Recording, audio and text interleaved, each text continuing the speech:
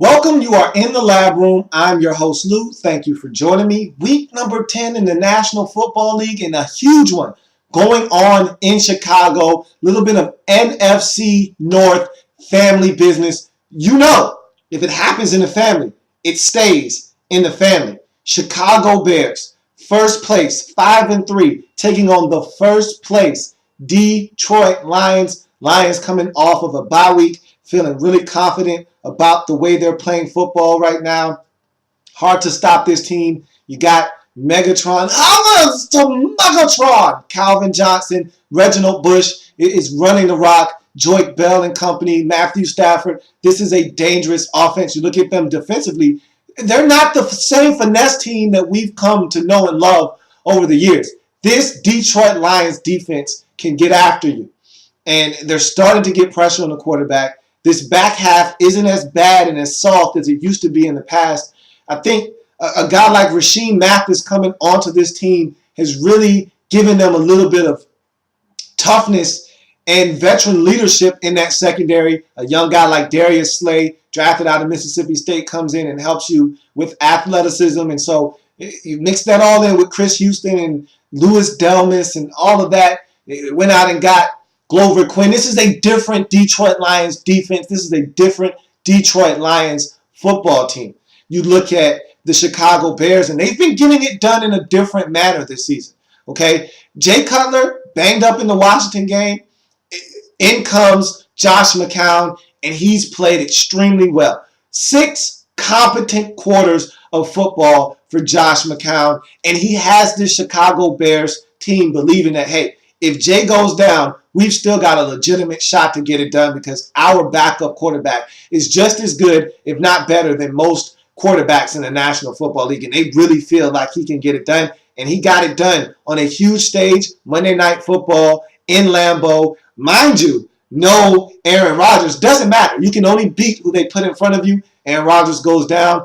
Bears get the victory. Now you find yourself in a 3-way tie at 5-3 atop the NFC North division. And the reason why this game was so huge for the Chicago Bears, they've already lost to the Detroit Lions in Detroit earlier in the season, 40-32. So this is a huge game for them.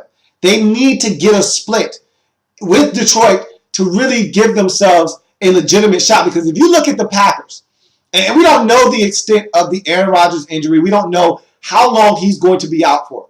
They really haven't given us a lot of details as to how long he's going to be out, when he's expected to be back, and so forth and so forth. So you got to think that the Packers could easily find their way out of this race if Aaron Rodgers doesn't come back quickly, because this division is so competitive that if they can't go and beat the Giants next week, that being the Packers, who's to say who they can beat without Aaron Rodgers?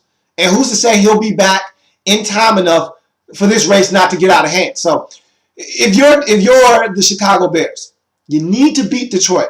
Keep pace with them and split that in the division, because you've already lost to them one time. And if you're looking to win this division, it's going to come down to some divisional marks in this division. So if you can go 5-1, 4-2 in this division, that's going to heighten your chances of winning this division. If you're Detroit, you already beat this Chicago Bears team earlier in the season, as I mentioned before. So you're looking for the season sweep. And if you can beat this Bears team in Chicago, it leaves you with a mark, not only of 6-3, which would give you a sole possession lead of first place. Not only will it do that for you in Week 10 of the National Football League, but it will also leave you with a 3-0 record within the division, which is probably going to be the record that is going to win you this division when it's all said and done. If you can find a way to sweep this division, or go 5-1, or just like I said with the Bears, find a way to go 5-1 or 4-2, that's going to give you the best shot to win this division. And so beating the Bears, sweeping them, and going to 3-0, knowing you got 2 matchups left versus the Packers and 1 against the Vikings, you'll put yourself in the driver's seat to really win this division. So huge game for both teams. Let's break this thing on down. Jay Cutler back in action for the Bears. You really didn't know if that was going to be a detriment or if this was going to be something that gave the Bears a boost in this game, but It was worth watching. It was a great game. Let's break it down. 5-3 Lions, 5-3 Bears, Lions, Tigers, Bears, Packers. Oh my. Let's get it on. Nice opening return by Devin Hester. It seems like he's been rejuvenated since that Washington punt return for a touchdown. He seems like he's got a little bit of spring in his step. He's really helping impact the games for the Chicago Bears. Good couple of gains by B. Marsh, including a 31-yard post route for a touchdown to give the Bears a 7-0 lead early in this game. And you looked at that possession, and Cutler looked sharp. The ball came out of his hand with a lot of zip. He looked like a guy that was spry. I felt like he was ready to help contribute and help this Bears team win. That's what you saw early in this game from Jay Cutler. Beautiful drive by Detroit. A few third down conversions, Stafford, Sharp, and it all culminates in a Durham slant in the back of the end zone. It's 7-0. So the Detroit Lions do a great job of responding right away to that Chicago Bears touchdown. They don't allow the Bears to gain a lot of confidence, allow the crowd to get involved and make this a tougher game on them. They go right back down the field. They answer the score. It's knotted up at 7. They're in this game, and they're here to make a statement. We're trying to take this division by force. Whether you want us to have it or not, we're looking to come into your stadium and take this division. So, big statement by the Lions on that drive. Golden opportunity for the Bears to really change the game as the ball deflects off of Calvin Johnson's hands and softly caroms to Major Wright, who drops it. Bears still force a punt and drive it down the field, but can't convert on 4th and 1 with Michael Bush. My question to you is, if you're a Bears fan out there, what purpose does Michael Bush serve? If he can't pick up 4th and 1, what purpose does Michael Bush serve? Because you went out and got this guy, you spent free agent money on him, and a nice amount of bucks to bring him into this situation in Chicago behind Matt Forte. He's really not being on the field that often. He's not really helping out this football team on the ground like you thought he was going to be. You envisioned him coming in and making this a two-headed monster, a tandem that was going to be tough to deal with in Chicago. It really hasn't been that. It's still been the Matt Forte show on the ground, through the air, catching the football out of the backfield. And Michael Bush, you at least said, okay, well, we're going to carve out a niche for him. He's going to be a guy that we get to football to in short yardage situations and by the goal line. But he hasn't done that well in Chicago either. So my question to you is, what purpose does he serve on your football team, on this roster? Because right now, I'm struggling trying to find out and figure out what it is he does on this football team and what purpose does he serve. Strong drive by Alshon Jeffrey wasted as Cutler is picked off in the end zone from the 6 on a deflected ball by DeAndre Levy. So right before the half, Bears are threatening to put on some more points before the half. They're in striking distance. They're at the 6-yard line. Alshon Jeffrey had 3 huge catches on this possession, and they moved the ball down the field very fluidly on the Detroit Lions. They get into the red zone, and Cutler has a pass batted at the line of scrimmage. It's tipped up into the air, into the end zone, where 3 Lions are waiting, and it falls right into the hands of DeAndre Levy. No points for the Bears. That was a huge play in this game because, again, it takes points off the scoreboard. Whether you get a touchdown or a field goal, you want to get something out of that possession. And as you see, the final score ends up being a game where the Bears end up losing by 2. A play like this looms large when you don't get it done and you only lose by a score. You look back on plays like this and say, man, if I could have had this to do over again, this is what I would have done. You look at this play, this was a huge stop for the Detroit Lions going into the half. Big counter run by Reggie Bush with a personal foul tacked on sets up Havertz to Megatron in the end zone for a touchdown. It's 14-7. So big run by Reggie Bush. They run a little counter tray action. Fake one way, Reggie comes back the other, have the pulling guard kick it out. He goes in up the hole, and it was a huge, you could have drove a Mack truck through that hole. Reggie darts up, makes a guy miss, runs off to the races, is pulled down by his horse collar, and they throw the flag half the distance to the goal. A couple plays later, Heavens to Megatron! Calvin Johnson in the end zone on a sort of a fade route as he backs up, gets his 2 feet down, catches the football. 14-7 Detroit Lions. Right around here in the third quarter, midway through, is when you start to notice that Jay Cutler maybe isn't right. Remember that zip that I talked about on the ball, the mobility, everything that it looked good, it looked like he was fine. All of that started to wear down. Right around the midpoint of the third quarter, you start to see maybe he's missing some throws that he should be hitting. Maybe he's not all the way back. Maybe it's time to bring in Josh McCown to see if he can come in and salvage this victory. So you started to question whether Mark Tresman should pull the plug on the Jay Cutler experiment for this game and shelf him and bring in Josh McCown. You were starting to ask yourself that question, but if you're Mark Tresman and Jay Cutler tells you he can go, you're in between a rock and a hard place because you want to trust your quarterback, and if he tells you he can go, then he can go. But if your eyes are telling you one thing and he's telling you something else, at some point you got to make a TD. And a TD is a tough decision. At some point you got to make a TD. And I think he waited too late to make that tough decision to pull Jay Cutler out of the game and stick Josh McCown in there. Maybe if he does it a little sooner, maybe if he does it somewhere in the third quarter, maybe this outcome is different in this football game. Hindsight is always 20/20. You don't know, but that's always some food for thought there. I'm done. You go ahead and do the dishes and wipe the table off when you're finished. So, after a couple of big completions to Marshall, 1, and Jeffrey, 2, Alshon Jeffrey drops a potential touchdown, and the Bears have to settle for a Robbie Gould field goal. So it's 14-10. Lions still hold the lead in this game. But the Bears are moving the football. They're just not taking advantage of all the opportunities. I talked about that major right opportunity for an interception. They don't get it. I talked about the Jay Cutler pick in the end zone right before the half. You get no points out of that situation. Now, Alshon Jeffrey has a golden opportunity to tie this game up at 14 in the end zone. Got to make that catch.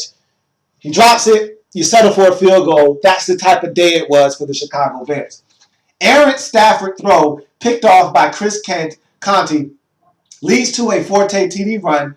That's nullified by holding. Then they get a touchdown by Alshon Jeffrey, who didn't maintain possession. It's overturned on replay.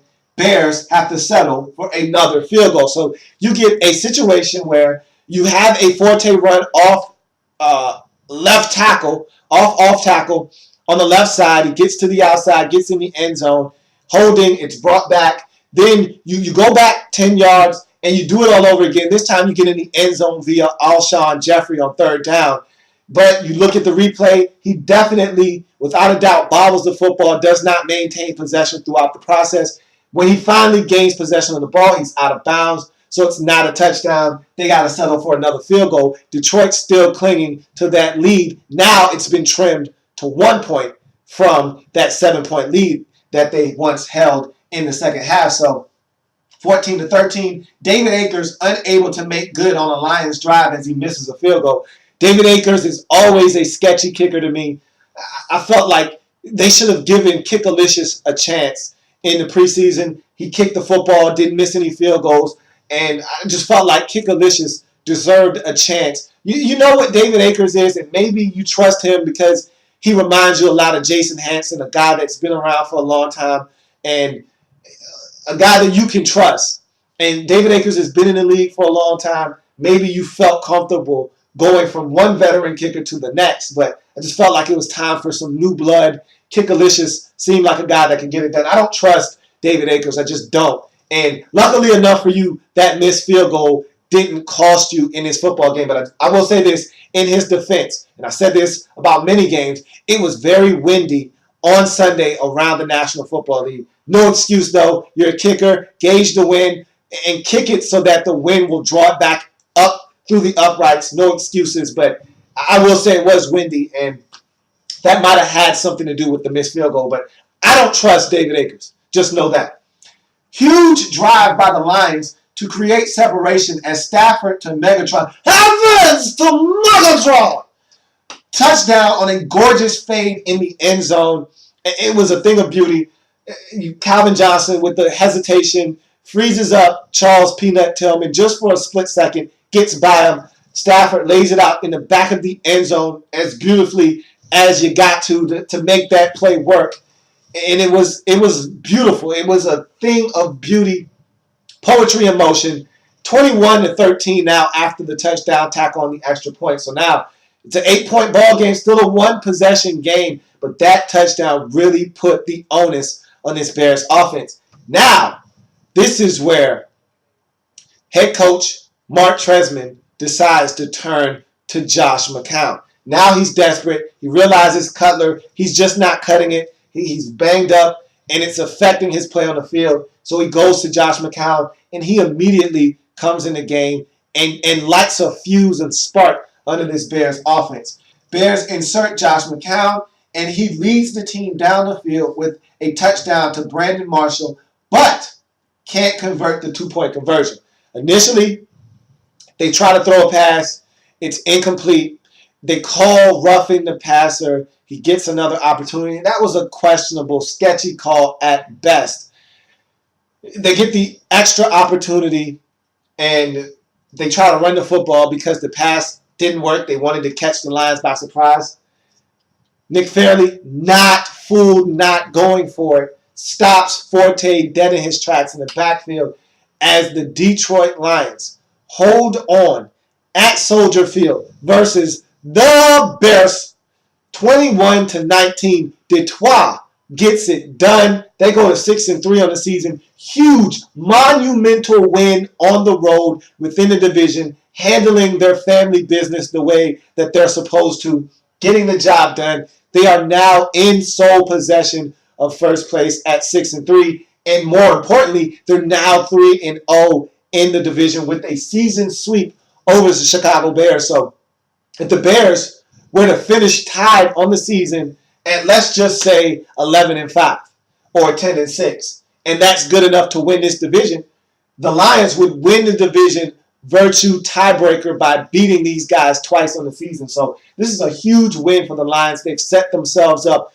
to really do some damage in the NFC North division with this win. If you're the Bears, tough break. You drop to 5-4 in the season. You're tied for second place with the Packers. Now you got to find a way to get it done, and you got to ask yourself, do we need to allow Jay Cutler to sit down for a couple of more weeks and let Josh McCown run the show? Because you can ill afford to give away games because Cutler thinks he's healthy, but he's really not. So you got to make a decision. How does he look in practice? How is he moving around? How is he throwing the football? Can he go for 4 quarters? Because Cutler came out and was sharp early. But as the game wore on, so did he. He wore on, and he started to tire, and his groin didn't hold up as well as we thought it was going to.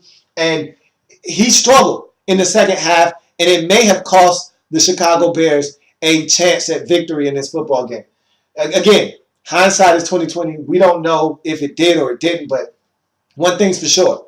This Bears team can ill afford to lose football games because the quarterback situation isn't squared away. If you've got a guy that can get it done like you feel like you have in Josh McCown sitting there on the bench, you got to insert the guy and let him lead this team. You cannot lose football games like this one at home to a team that you need to beat. And so that's a tough loss if you're the Bears. Tough way to lose at home, but it happens. You got to rebound, pick yourself up, dust yourself off, go back out there and get some victories and see if you can get back into first place eventually. The Lions might slip up. They're not accustomed to being in first place this late in the season, so you're going to get opportunities. It's your job to be ready to take advantage of those opportunities when they present themselves. So big win for the Detroit Lions. I'm really excited about the prospects of them moving forward in this season because they have so much talent. If they can stay relatively healthy and they get Nate Burleson back, I feel like Durham is playing some good football.